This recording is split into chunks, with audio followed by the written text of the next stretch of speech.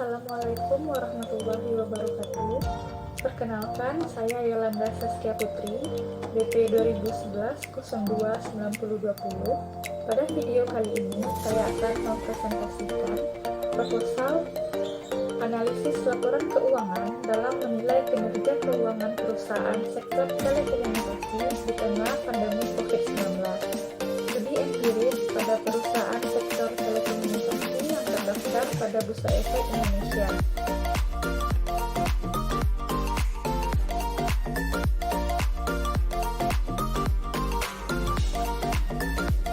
Pada bagian pendahuluan, latar belakang, perusahaan dapat didefinisikan sebagai sebuah organisasi yang memiliki manajemen sesuai dengan standar yang telah ditentukan sebelumnya dengan tujuan yang akan dicapai. Cara untuk melihat apakah perusahaan sudah melakukan manajemen yang baik adalah jika dilihat dari tujuannya, apakah tujuan dari perusahaan sudah tercapai sesuai dengan target yang telah ditentukan. Hasil atau prestasi inilah yang disebut dengan kinerja perusahaan. Hasil atau kinerja perusahaan ini perlu dianalisis sebagai suatu urgensi perusahaan untuk pengambilan keputusan yang tepat guna kesinambungan dan keberlanjutan perusahaan. Kinerja keuangan perusahaan tercermin pada 5 laporan keuangan. Yang pertama ada laporan laba rugi, kemudian ada laporan perubahan ekuitas, selanjutnya laporan posisi keuangan, yang keempat laporan arus kas, dan yang kelima catatan atas laporan keuangan. Kinerja keuangan perusahaan menjadi alat ukur bagi perusahaan untuk menilai suatu perusahaan, sehingga perusahaan akan menjaga kondisi keuangan dalam posisi yang aman. Perubahan kinerja keuangan perusahaan dapat dinilai melalui analisis terhadap laporan keuangan dengan menggunakan analisis rasio keuangan. Analisis rasio keuangan yang digunakan bisa menggunakan rasio likuiditas, rasio solvabilitas, dan rasio profitabilitas. Pada era pandemi COVID-19 seperti saat sekarang ini, persaingan di dalam dunia usaha juga semakin ketat. Hal ini membuat setiap perusahaan melakukan strategi-strategi untuk bisa memenangkan persaingan yang ada, guna menjalankan terus usahanya atau mampu untuk mempertahankan kelangsungan hidup perusahaannya. Mengingat juga pandemi COVID-19 ini juga sangat memberikan dampak kepada setiap perusahaan. Maka dari itu perlu dilakukan analisis laporan keuangan agar nantinya perusahaan bisa membuat strategi agar dapat mempertahankan kelangsungan hidup dari perusahaan tersebut.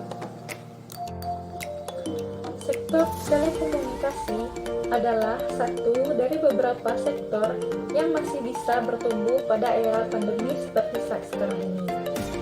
Kebutuhan masyarakat akan gaya hidup digital dengan akses data internet selama pandemi COVID-19 turut meningkatkan kinerja emiten telekomunikasi. Pasalnya, melalui work from home atau WFH dan school from home atau SFH, penggunaan internet tentu meningkat, hingga berdampak sekali pada sektor telekomunikasi.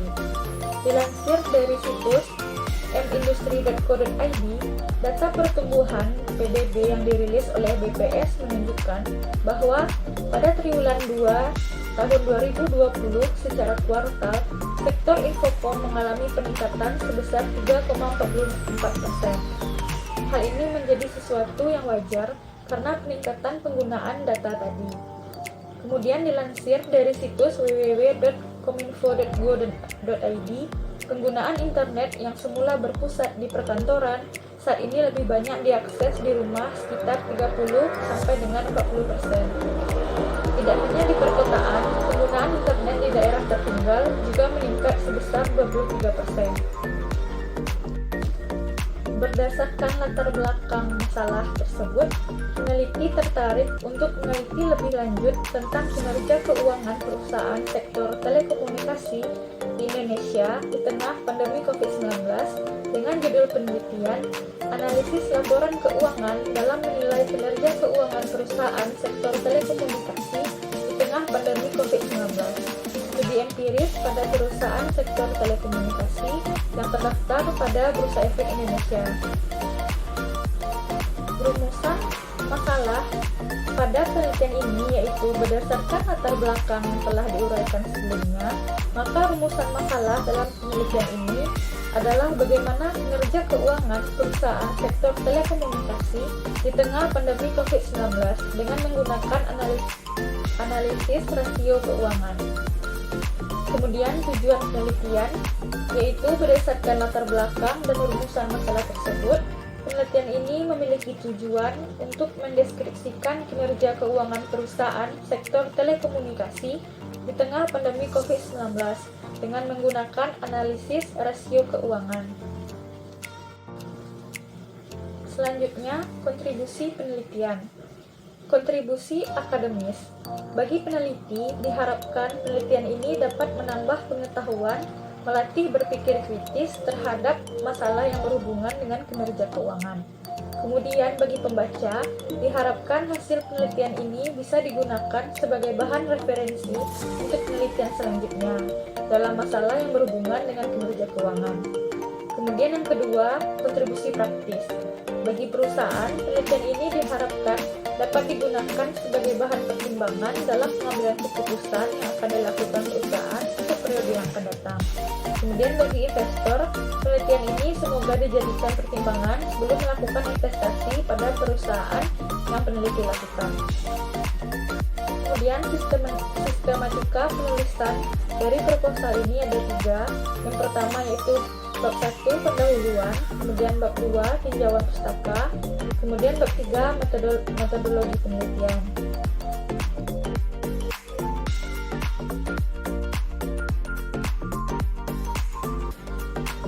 Kemudian tinjauan pustaka, teori dasar atau grand teori yang mendasari penelitian ini yaitu ada 2. Yang pertama teori agensi, yang kedua teori signal.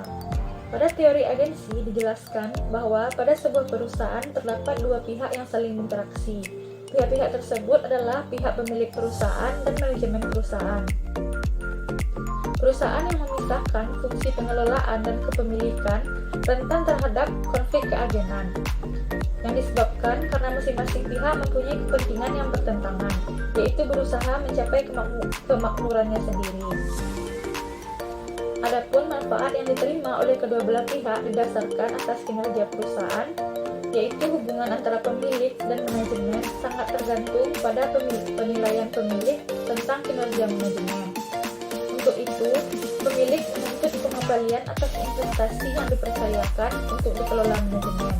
Oleh karenanya, manajemen harus memberikan pengembalian yang memuaskan kepada pemilik perusahaan, karena kinerja yang baik akan berpengaruh positif pada kompensasi yang diterima, dan sebaliknya, kinerja yang buruk akan berpengaruh negatif. Kemudian teori yang kedua adalah teori signal. Teori kedua yang menjelaskan pentingnya pengukuran kinerja adalah teori signal. Teori signal membahas bagaimana seharusnya sinyal-signal keberhasilan atau kegagalan manajemen disampaikan kepada pemilik. Teori signal menjelaskan bahwa pemberian signal dilakukan oleh manajemen untuk mengurangi informasi asimetris. Menurut Sari dan Zuhrotun pada tahun 2006, teori signal menjelaskan mengapa perusahaan mempunyai dorongan untuk memberikan informasi laporan keuangan pada pihak eksternal. Selanjutnya yaitu tinjauan pustaka. Yang pertama, laporan keuangan. Laporan keuangan merupakan proses akuntansi yang mana dicatat, digolongkan, dan diringkas dari peristiwa dan kejadian-kejadian yang setidak-tidaknya sebagian itu bersifat keuangan atau berhubungan dengan uang. Laporan keuangan dapat digunakan sebagai alat untuk berkomunikasi antara data keuangan dan aktivitas suatu perusahaan dengan pihak-pihak yang berkepentingan dengan data atau aktivitas perusahaan tersebut. Kemudian, analisis laporan keuangan. Analisis laporan perusahaan pada dasarnya merupakan perhitungan rasio-rasio untuk menilai keadaan keuangan perusahaan di masa lalu, saat ini, dan kemungkinannya di masa depan. Menurut Darminto dan Suryo pada tahun 2002, analisis laporan keuangan merupakan suatu proses untuk membedah laporan keuangan ke dalam unsur-unsurnya, menelaah masing-masing unsur tersebut dan menelaah hubungan di antara unsur-unsur tersebut dengan tujuan untuk memperoleh pengertian dan pemahaman yang baik atas laporan keuangan itu sendiri. Kemudian analisis rasio keuangan.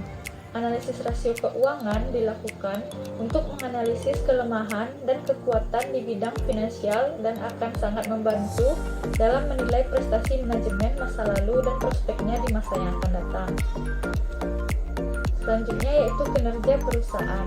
Kinerja perusahaan pada umumnya diukur berdasarkan penghasilan bersih atau laba atau sebagai dasar bagi ukuran yang lain seperti imbalan investasi atau return on investment atau penghasilan per saham atau earning per share.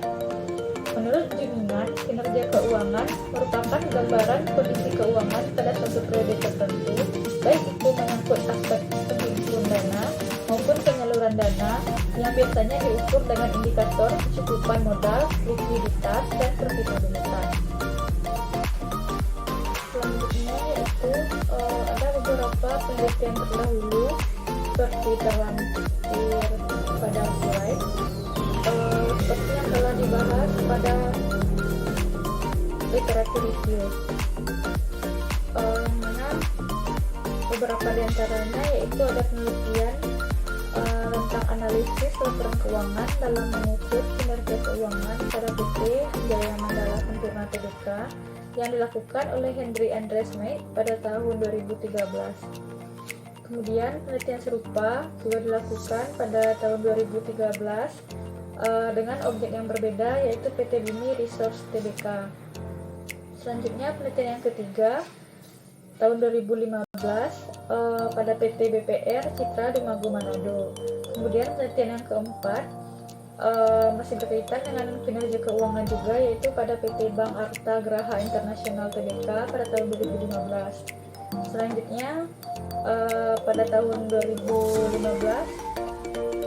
analisis perbandingan laporan keuangan untuk menilai kinerja keuangan pada perusahaan telekomunikasi studi kasus BNI. Kemudian penelitian yang ke-6 tahun 2016 oleh E. Agustin yaitu analisis rasio keuangan untuk penilaian kinerja keuangan pada PT Indofarma Tbk. Kemudian penelitian ke-7 analisis rasio laporan keuangan untuk menilai kinerja perusahaan PT Astra Agro Lestari Tbk. Kemudian penelitian yang ke-8 tahun 2018 dengan judul analisis laporan keuangan untuk menilai kinerja keuangan pada PT Gudang Garam Tbk pada tahun 2013 sampai 2015 oleh Ina Susianti. Selanjutnya penelitian ke-9 yaitu pada PT Taiso Pharmaceutical Indonesia. Kemudian penelitian yang ke-10 pada PT Mayora Indah Tbk Tangerang. Kemudian penelitian yang ke-11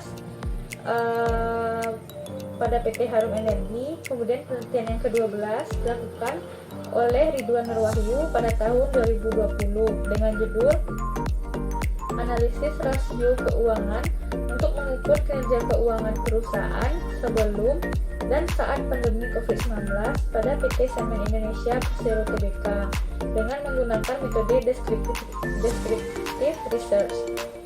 Selanjutnya penelitian ke-13 yang dilakukan oleh Dana Solihin tahun 2020 dengan judul profitabilitas sektor telekomunikasi di tengah pandemi COVID-19.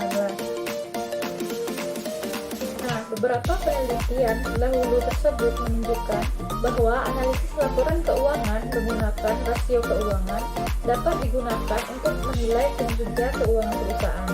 Mengingat juga pandemi COVID-19 ini juga sangat memberikan dampak kepada setiap perusahaan. Maka dari itu perlu dilakukan analisis laporan keuangan agar nantinya perusahaan bisa membuat strategi agar dapat mempertahankan kelangsungan hidupnya di masa yang akan datang.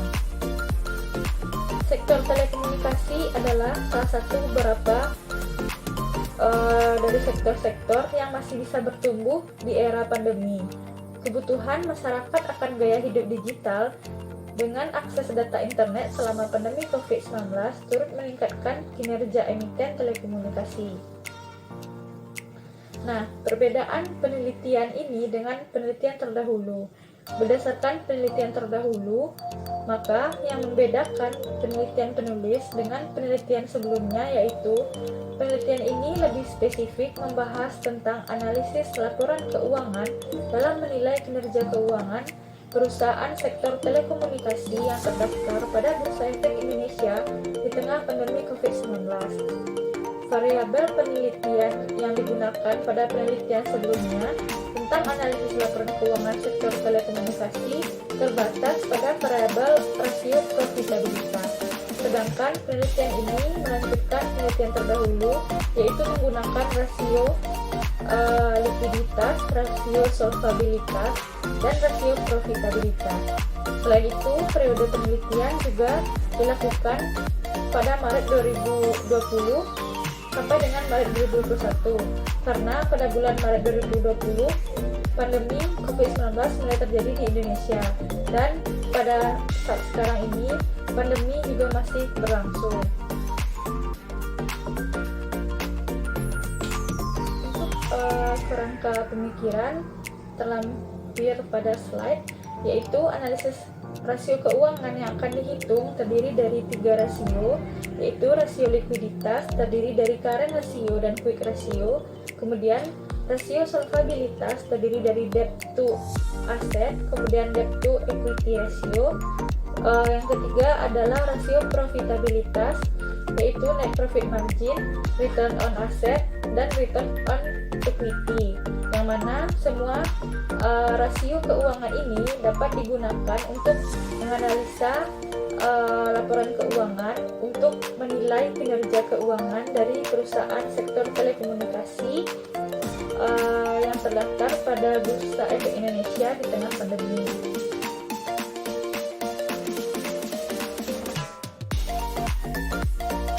Kemudian selanjutnya metodologi penelitian. Yang pertama, jenis dan pendekatan penelitian. Dalam penelitian ini menggunakan desain penelitian kuantitatif. Penelitian menggunakan metode kuantitatif karena data berupa angka nantinya.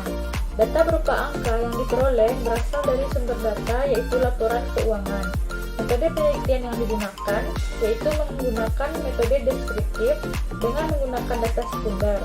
Hal ini sejalan dengan tujuan penelitian yang telah dipaparkan sebelumnya. Populasi dalam penelitian ini adalah perusahaan sektor telekomunikasi yang terdaftar pada Bursa Efek Indonesia sebanyak 6 perusahaan dan dengan sampel sebanyak 4 perusahaan sektor telekomunikasi. Perusahaan sektor telekomunikasi dipilih karena sektor telekomunikasi merupakan salah satu sektor perusahaan yang mampu bertahan di era pandemi. Proses pengambilan sampel dalam penelitian ini dilakukan dengan menggunakan purposive sampling method, yaitu penentuan sampel atas dasar kesesuaian karakteristik dan kriteria tertentu. Kriteria pengambilan sampel adalah sebagai berikut. Yang pertama, perusahaan sektor telekomunikasi yang terdaftar pada Bursa Efek Indonesia pada tahun 2020. Yang kedua, perusahaan yang telah menyampaikan laporan keuangannya secara berkala dan sesuai dengan prosedur BEI pada tahun 2020. Yang ketiga, perusahaan sektor telekomunikasi yang cukup ternama di Indonesia. Dan yang keempat, perusahaan memiliki rincian data terkait variabel yang akan diteliti dan telah dipublikasikan di website BEI atau laman CAC perusahaan. Selanjutnya yaitu metode pengumpulan data. Jenis data yang akan digunakan dalam penelitian ini adalah data sekunder. Data sekunder dalam penelitian ini diperoleh dari laporan keuangan tahunan atau annual report perusahaan sektor telekomunikasi yang cukup ternama di Indonesia, yaitu PT Telekomunikasi Indonesia Tbk, PT XL Axiata Tbk, PT Indosat Tbk, dan PT Smartfren Telekom Tbk selama kurun waktu Maret 2020 sampai dengan Maret 2021 melalui akses langsung dari website Indonesia Stock Exchange atau www.idx.co.id. Metode pengumpulan data yang digunakan dalam penelitian ini yaitu dokumentasi laporan keuangan tahunan perusahaan sektor telekomunikasi yang cukup ternama di Indonesia, yaitu PT Telkom Indonesia Tbk, PT XL Axiata, PT Indosat, dan PT Smartfren selama kurun waktu bulan Maret 2020 sampai dengan Maret 2021, yang mana yang terdaftar di BRI yang dapat diakses secara langsung dari website BRI.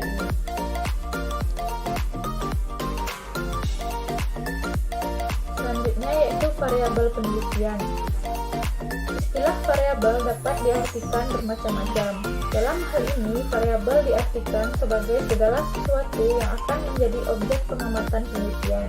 Adapun operasionalisasi variabel dalam penelitian ini antara lain: yang pertama, rasio likuiditas. Current ratio membandingkan antara total aktiva lancar dengan kewajiban jangka pendek. Kemudian quick ratio membandingkan antara aktiva lancar dikurangi persediaan dengan total kewajiban jangka pendek. Yang kedua, rasio solvabilitas, yaitu debt to asset ratio membandingkan antara total kewajiban dengan total utang. Kemudian debt to equity ratio membandingkan antara total kewajiban dengan total modal. Kemudian yang ketiga, rasio profitabilitas yang terdiri dari net profit margin, yaitu membandingkan antara laba bersih dengan penjualan. Kemudian return on asset, yaitu membandingkan antara laba bersih setelah pajak dengan total aktiva. Selanjutnya return on equity, yaitu membandingkan antara laba bersih setelah pajak dengan modal. Selanjutnya, teknik analisis data yang digunakan pada penelitian ini yaitu teknik analisis deskriptif kuantitatif, yaitu analisis yang didasarkan pada perhitungan. Data diolah dengan metode-metode yang wajar menurut analisis laporan keuangan. Analisis deskriptif di sini menggunakan sebuah pemikiran yang didasarkan pada sebuah teori analisis rasio keuangan terhadap laporan keuangan perusahaan agar memperoleh sebuah rasio keuangan yang akan digunakan untuk memberikan gambaran terhadap kinerja keuangan perusahaan dalam periode yang telah ditetapkan sebelumnya.